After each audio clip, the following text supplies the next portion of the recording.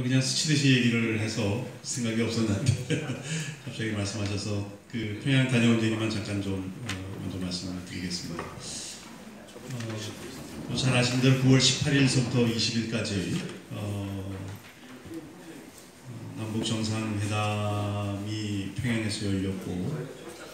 그 이어서 삼지연 그다음에 백두산 천지로 이어지는 그 일정을 통해서 그야말로 이 분단 냉전 체제의 그 높은 장벽, 문이 없는 그 장벽에 문을 하나 만들었다는 그런 생각을 했고, 우리가 흔히 불가역적 시간의 강을 건넜다 뭐 이렇게 표현도 했습니다만은 그 누구도 닫을 수 없는 그런 문을 하나 장벽에다 냈다라고 하는 생각을 합니다. 뭐 여러분들이 그 언론을 통해서 저보다 훨씬 더 상세하게 많은 내용들을 알고 계시리라고 생각합니다. 저는 그 한정된 시공에서 움직이면서 보는 것 외에는, 또 느낀 것 외에는 여러분들보다 언론을 통해서 폭넓게 간접적 경험을 하지를 못했기 때문에 제가 느낀 거를 몇 가지로 정리해서 좀 말씀을 드리면, 일단 북한 사회가 변하고 있다라고 하는 얘기를 드리고 싶습니다. 흔히 우리는 그 분단 냉전 체제 하에서 계속적으로 주입된 이 반공 의식, 혹은 냉전 의식 때문에 마치 북한 사회는 변하지 않는 숙고화된 그런 사회로 인식을 많이 하고 있고, 그 체제는 결코 변하지 않을 것이다라고 하는 그 강한 전제 속에서 늘 그들과의 그 조우에 임하고 있는 상황인데, 이번에 2014년에 제가 방문하고 이번에 다시 방문하면서 바라본 북한 사회, 특별히 평양은 빠른 속도로 변하고 있다는 것을 볼 수 있었습니다. 그 2014년에는 여러분들이 잘 아시는 우리 세계교회협의회와 함께 우리 한국교회, 조선무성연맹이 함께하는 한반도 평화 프로세스인 그 도잔소 프로세스를 시작한 지 30주년이 된 해였습니다. 저희가 1984년에 일본 도잔소라고 하는 곳에, 거기도 YMCA인데 그 YMCA에서 첫 번째 동북아 평화를 위한 회의를 소집을 하고, 거기에 조선무성연맹 대표들을 초청을 했는데 참석은 하지를 못했습니다만은 축하 서신과 격려의 메시지를 보내게 되었고, 그 2년 후에 86년에 스위스 제네바 공교회에 있는 글리온이라고 하는 곳에서 남북 그리스도인들이 처음 만나는 회의를 하게 되죠. 그리고 1988년에 저희가 한반도 통일과 평화에 관한 한국교회 선언문, 소위 88선언문이라고 하는 것을 발표를 하게 되고, 그 88년 12월로 기억을 하는데, 그때 다시 2차 글리온 회의가 모이고, 저희가 89년서부터 8.15 그 공동예배를 드리기 시작하고, 그 이후 간헐적으로 만나다가 소위 북한의 한 7, 8년 연속적으로 가뭄과 그 홍수 재해가 지속적으로 생기면서 경제적으로 극심한 고통을 당할 때, 다시 말하면 그들이 이 고난의 행군의 시기를 지나던 그때 90년 중반부터 국제 지원도 문을 열고, 또 남북 교류에 대해서도 인도적 지원에 대한 문을 열어서, 그때 이제 남한에 있는 교회들이 대거 북한에 대한 인도적 지원에 참여를 하게 되고, 조선그리스도연맹과의 그 관계가 크게 개선되는 일들을 보이게 됩니다. 그때 이제 2014년에 고 강영석 위원장께서 별세를 하시고, 2012년에 그 아들 강명철 목사가 위원장이 되고 처음 조우를 하고 해외 무대에 나와서 만남을 가진 것이 2014년 그 도잔소 30주년 기념한 국제회의 모임이었습니다. 그때 이제 강명철 위원장이 6월이었는데 만나고 돌아가자마자 그 8.15 즈음에 방북해 줄 것을 요청하는 편지를 보냈고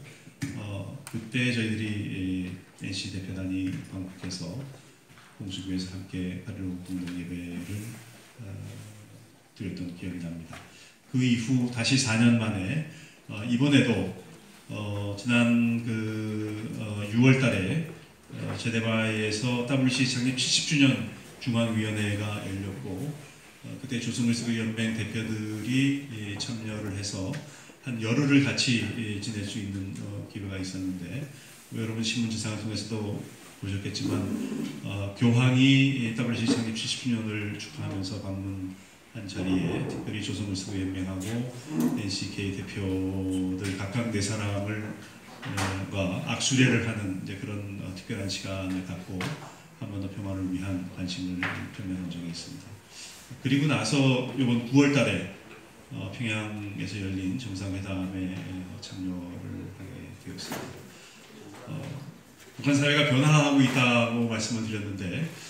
처음 저희가 순안공항에 도착해서 그 대규모의 환영 인파를 접하면서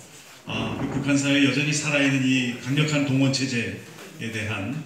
조금은 어색한 그런 기분을 가지고 지나가다가 평양 시내로 들어가면서 평양 시민들이 보이는 그 일상의 삶들을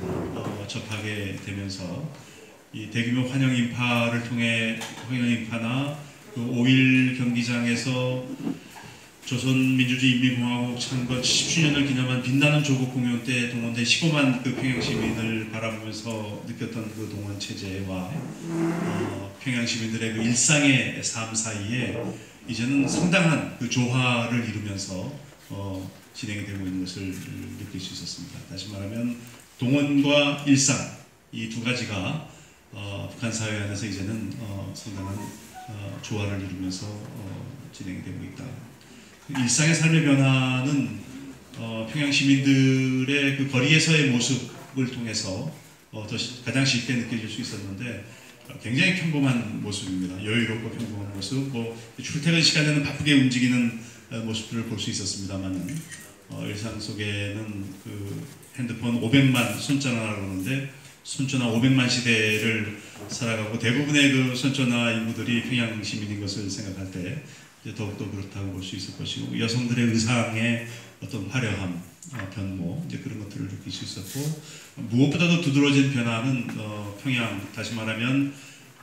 북한이라고 하는 사회주의 국가의 수도로서의 평양의 그 건축 모습이 건축 도시로서의 평양의 모습이 바뀌고 있다. 이 사회주의 건축 양식이 가지고 있는 이 수직적 미가 그동안은 강조되어 왔었는데 특별히 이제 김정은 체제로 들어서기 시작하면서 다양한 곡선미를 갖춘 그런 건축물들이 생겨나기 시작하고 과거는 그 주택탑거리가 그야말로 사회주의 체제의 이데올로기를 상징하고 그 체제의 권위를 상징하는 그런 거리였고 그것을 중심으로 이렇게 저희 직선미를 가진 건축물들이 전개되고 있었는데 지금은 그 주택탑거리를 중심으로 해서 여명거리라든가 청담거리, 과학자거리, 미래거리 이런 등등의 그 새로운 컨셉의 미래지향적인 그리고 달라진 정책을 반영하는 그런 거리의 이름들이 같이 공존하면서 조화를 이루는 모습들을 보았습니다. 또 하나 달라진 모습은 거리의 구호, 제 구호에 관심이 있어가지고 사진에 열심히 구호를 찍었는데 2014년만 해도 볼 수 있었던 소위 미제에 대한 타도라든가 남조선 괴뢰 도당에 대한 타도 이런 구호들은 정말 찾을래야 찾을 수 없게 싹 없어졌고요. 그것을 대신하는 자리에 물론 그 김일성, 김정일로 이어지는 세습 체제에 대한 그 구호들은 여전히 남아 있습니다만은 그 외에 그 다른 구호들은 소위 과학에 대한 강조, 그다음에 교육에 대한 강조, 그다음에 경제에 대한 강조. 그래서 과학과 교육을 토대로 사회주의 경제 건설에 총력화를 이루겠다라고 하는 그 김정은 위원장과 북한 정권의 뜻이 너무나 잘 드러나는 것을 볼 수 있었습니다. 저희가 방문했던 곳 중에 예를 들면 교원대학 같은 곳, 교원대학을 들어가는 그 정문에 제가 정확하게 기억을 할 수 있는지 모르겠습니다만은 자기 땅에 발을 붙이고 눈은 세계를 보라. 저희 우리가 acting locally, 뭐 thinking globally, 뭐 그런 류의 표현을 하는 것처럼 자기 땅에 발을 붙이고 눈은 세계를 보라. 이제 이렇게 이런 구호들을 붙이고 교원대학에서 교육을 통해서 어떻게 사회주의 미래를 이끌 여군들을 양성할 것인가에 대한 아주 정밀한 그런 계획들이 구호로 다 전개되어 있는 것을 볼 수 있었고, 어느 한 교실에 들어갔는데 그 교원 후보생이 되는 그 학생들이 컴퓨터 프로그램을 통해 가지고 자기네들이 다 그것을 제작을 한 저희 가상학습 그 시스템을 가지고 가상학습을 하고 있는 모습을 볼 수 있었는데, 그거를 참관한 우리 교육계의 그 특별수행원 중에 한 사람이 우리보다도 굉장히 앞선 것 같다, 우리 정신 차려야 되겠다라는 얘기를 할 정도로 그 부분에 대한, 물론 특별하게 집중된 계층에 대한 투자이긴 합니다만은 이제 그런 것들을 볼 수 있었고, 그 다음에 뭐 저희들이 그 만수대 창작소 같은 곳을 갔는데 거기에도 과거의 사회주의 그 예술이 지니고 있는 일종의 그 프로파간다, 소위 사실주의를 강조한 그 프로파간다 예술도 여전히 그 강조되고 있지만 훨씬 더 다양한 기풍의 그 예술들이 특별히 김정은 체제가 들어서면서 유연성을 가지고 자리 잡고 있는 모습을 볼 수 있었습니다. 달라진 모습 중에 뭐 가장 저를 개인적으로 안심시킨 것은 그 리더십의 그 변화입니다. 지금 거리에서 가깝게 뭐 악수례도 하면서 이렇게 바라본 그 김정은 위원장, 그 다음에 그를 둘러싸고 있는 그 수뇌부의 모습들 속에서 굉장한 전략적 유연성을 느낄 수 있었습니다. 뭐 여러분들이 언론 통해서 다 들으신 대로 5.1 그 경기장에서 그 빛나는 조국 공연을 자신들이 원래 그 70주년 창간을 기념하면서 했던 그것을 좀 각색해서 나중에 특별장을 붙여가면서까지 공연을 했던 그 내용들인데, 그 공연이 끝나자마자 김정은 위원장이 소위 남한의 대통령을 소개를 직접 하면서 연설의 자리로 초대를 하고, 그 문재인 대통령이 연설을 할 때 언론 보도에 나중에 보니까 한 13번 정도를 그 평양 시민들이 환호를 하면서 응답을 했다고 하는데, 그 중에 특별히 기억에 남는 장면이 이 소위 핵 없는 한반도에 대한 비전을 얘기했을 때 그 평양 주민들의 환호를 보면서 그 핵 없는 한반도에 대한 그 김일성 주석의 유훈이 우리 평양 시민들, 평양 주민들 마음속에 다시 되새겨지고 있구나라고 하는 이제 그런 생각을 했고, 그 김정은 위원장이 보여준 그런 유의 어떤 그 태도들, 그 다음에 뭐 예를 들면 그 환영 만찬 마지막 시간에 우리 같이 따라간 그 젊은 마술사 이름이 김현채죠. 그 친구가 김정일 위원장 바로 옆에서 김정은 위원장을 대상으로 이 마술놀이를 하는데 그거를 다 뽕을 하고 받아주더라고요. 그래서 그런 모습들을 보면서 이 사람은 그야말로 이데올로기에 획일적으로 굳어져 있는 사람이 아니라 굉장히 전략적 유연성을 발휘할 수 있는 그런 사람이다. 웬만한 일이 없는 한 이 한반도 평화 프로세스는 불가역적으로 진행될 가능성이 있다. 이제 그런 생각을 했습니다.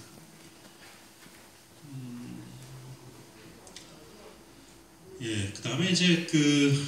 불가역적이라고 하는 표현을 썼는데 그 세 번의 그 아주 감동적인 시간이 있었는데, 첫 번째는 옥류관 그 오찬 때 저희들이 정상회담 그 선언문을 돌려서 보면서 이제는 정말 이 평화 프로세스가 구체적인 실천의 단계로 들어가고 있구나라고 하는 생각을 했고, 그 다음에 이제 그 5.1 경기장에서 집단 체조를 그때 문재인 대통령의 연설을 들으면서 또 한 번 그런 생각을 했고, 이 백두산 천지에서 그 두 정상들의 만나는 모습 등등을 보면서 오히려 거꾸로 이런 파격적인 그 만남과 제안들이